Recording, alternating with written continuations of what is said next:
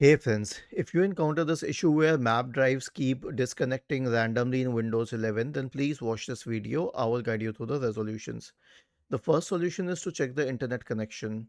So go to fast.com and hit enter and check the internet connection speed here. The next solution is to update Windows. So right click on the start button, select settings from the menu, go to the Windows Update tab, click on check for updates in the right pane. The last solution is to remove any third-party antivirus from the computer. And how would you do that? So right click on the start button, select settings from the menu, go to the apps tab, select installed apps in the right pane. If you find any third-party antivirus here, click on the three dots associated with it and uninstall it.